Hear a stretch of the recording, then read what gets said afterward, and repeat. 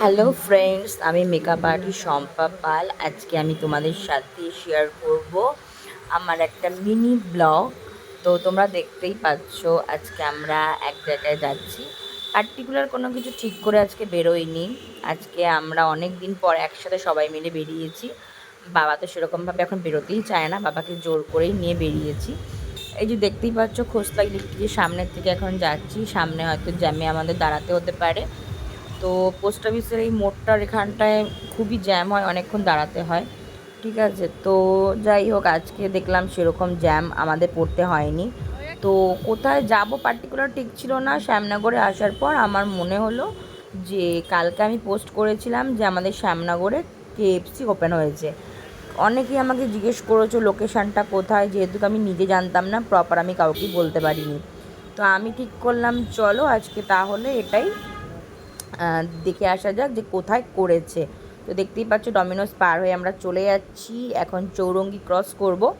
তো কেএফসিতে দেখব যে আমাদের শ্যামনগর কেএফসিটা কোথায় খুলেছে, তার টেস্ট কেমন, কেননা প্রত্যেকটা কেএফসির টেস্ট কিন্তু এক না। আমাদের সাউথ সিটি বলো আর হচ্ছে আমাদের শিয়ালদা যে কেএফসি, সেটা খুবই ভালো করে টেস্ট আর কোয়ালিটি বা কোয়ান্টিটি।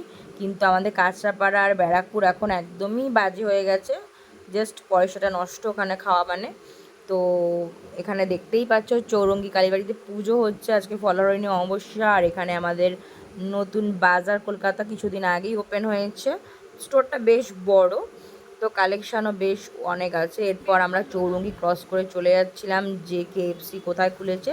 ঠিক জানতাম না প্রপার লোকেশন, বাট ভাবছিলাম যে পিঙ্ক কলের আশেপাশেই হবে।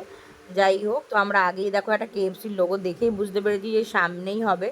এই বলতে বলতে আমরা জাস্ট চলে এসেছি, মোড়টা ক্রস করেছি। মোড় সুপার মার্কেট ক্রস করে 6-7 পা হাঁটলেই হচ্ছে আমাদের শ্যামনগর কেএফসি। তোমরা দেখতেই পাচ্ছ আমরা চলে এসেছি। আমার মেয়ে আর আমার মা ঢুকছে। আমার মেয়ে তো ভীষণ খুশি। আমার মেয়ে কবে থেকে বলছে আমাকে কোথাও নিয়ে চলো নিয়ে চলো, ওর এই আশাটাই খুশি। এরপর এসে দেখছি আজকে থার্ড ডে ভীষণ ভিড়। আমাকে তো প্রথম যখন আমি বাকেটটা নেওয়ার জন্য দাঁড়াই অনেকক্ষণ ওয়েট করতে হয়েছিল, প্রায় আধ ঘন্টার ওপর ওয়েট করতে হয়েছে। তো তারপর আমি এই যে বিলিং করে দেখো দাঁড়িয়ে আছি, এখনও আসছে না। এরপর দেখতেই পাচ্ছ আমার একটা ফ্রেন্ডের সঙ্গে আজকে অনেক বছর পর দেখা হয়েছিল, সোনুর সাথে। তো সোনুরও অনেকক্ষণ দাঁড়াতে হয়েছিল। এইবার প্রথম বাকেটটা আসার পর আমার হাজব্যান্ডের আবার ইচ্ছা হলো যে স্মোকিটা খাবে, গ্রিল চিকেনটা।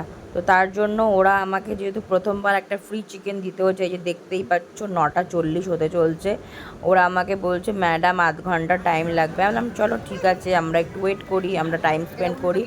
এরপর আমার মেয়ে বার্গারের ছবি দিয়ে ওখানটায় একটা শো একটা করা ছিল, তো ওখানটায় ও দেখে, ও তো জানে না জিনিসটা কি, ও বার্গার খাবে, ভালো কথা। ওর জন্য একটা প্রথমে আমি একটা বার্গার আবার নিয়ে নিলাম আমরা যখন ওয়েট করছিলাম।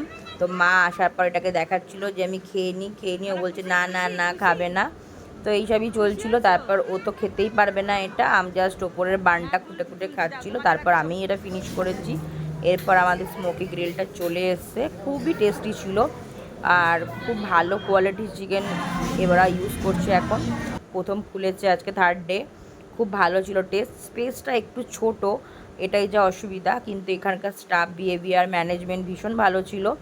তো তোমরাও আসো, তোমাদেরও কেমন লাগে অবশ্যই জানিও। আর ফ্রি চিকেন কী করে পাবে সেটা অবশ্যই আমাকে কমেন্ট করো, আমি তোমাদের বলে দেবো যে কেএফসিতে গেলে কী করে ফ্রি চিকেন তোমরা পাবে। এই করতে করতে আমাদের 10:30 বেজে গেছিলো।